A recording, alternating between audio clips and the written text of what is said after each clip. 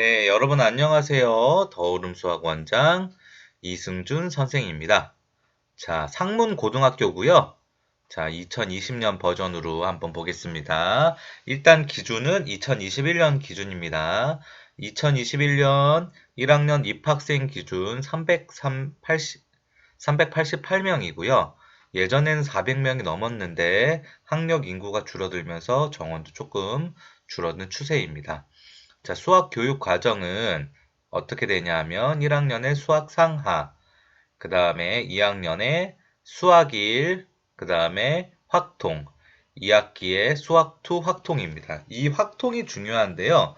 자, 올해 졸업한 3학년의 학생들 같은 경우에는 이 확통을 문과, 이과 이제 나눠서 이과 학생들은 선택을 안 한 학생들도 있었어요. 그러니까 학생부 종합전형에서 학생부 교과전형에서 분리하죠. 그리고 이제 학생부 종합전형에서 쓸 게 없는데 이 그 필수 교과 과정인 확통을 이과라고 안 한다면 불이익이 있으니까 1년에 걸쳐서 확통을 같이 하고요.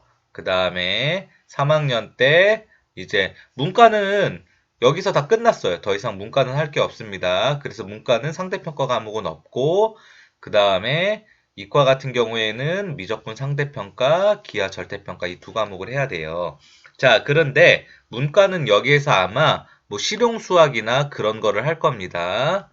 이 실용수학이 뭐냐 하면은 이 EBS 교재 푸는 걸 거예요. 아마 EBS 교재. 이렇게 진행이 될 겁니다.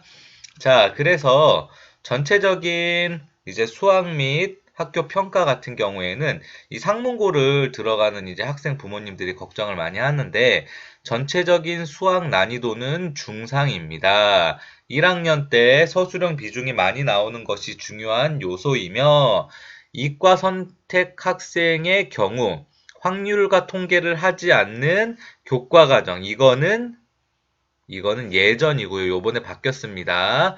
여기 써 있죠. 2022년부터는 모든 학생들이 확률과 통계를 선택한다고 개정되었어요. 자, 3학년 때 수능 준비에 유리한 부분이 있습니다. 자, 그런데 이 상문고를 선택한 부모님들 같은 경우엔 걱정이 상문고 수학이 어렵다, 상문고 서술형이 많다 그러는데 해마다 바뀌어요. 어떤 애는 객관식 4문제에 서술형 12문제가 12문제인가? 14문제인가? 나왔을 때도 있지만요.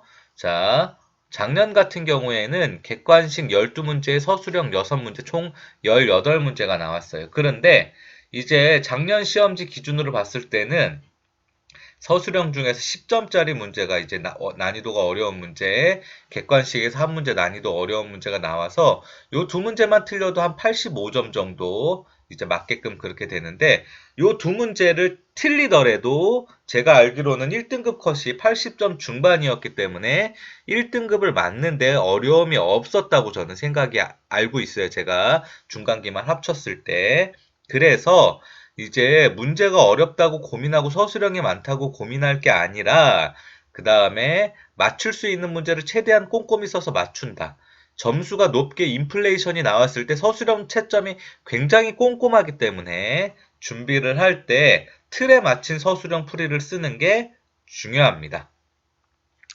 자, 전체적인 과목 특성은 문제 유형을 예측하기가 어렵습니다. 수학뿐만이 아니라 국어나 영어, 수학은 뭐 공통 과목이니까 똑같지만 국어나 영어 같은 경우에는 학원 도움을 받기가 어려워서 수업을 잘 듣고 수업 시간에 필기를 하고 수업 시간에 집중해서 수업을 듣는 게 가장 중요합니다.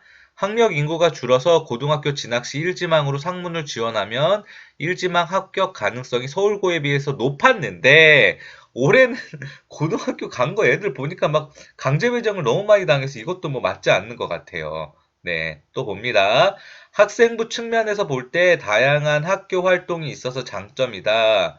인문 아카데미, 과학 아카데미 등. 그런데 제가 이제 아직까지 입수하지를 못했는데 이 인문 아카데미나 과학 아카데미가 과연 생기부에 들어가서 입시에 반영이 됐는지 안 됐는지는 정확하게 잘 모르겠어요. 만약에 반영이 안 된다면 뭐 예전에는 이 인문 아카데미, 과학 아카데미가 이 학종이 굉장히 중요한 역할을 했는데 이제 올해 고1이나 이제 신입 입학하는 학생들 같은 경우에는 자소서도 안 쓰기 때문에 이게 파괴력이 있을지는 잘 모르겠습니다. 예전에도 좋았지만 예전에 비해서 학생들의 실력과 진학률은 점점 좋아지고 있는 추세이고요. 스스로 공부하는 꼼꼼하고 학습량이 높은 학생들이 지원을 하면 좋은 성적을 받을 수 있습니다. 학원 도움을 많이 받는 학생들보다 이제 자기가 꼼꼼하게 수업 듣고 문제 풀고 공부하는 학생들이 이제 들어가면은 도움을 많이 받을 수 있고요.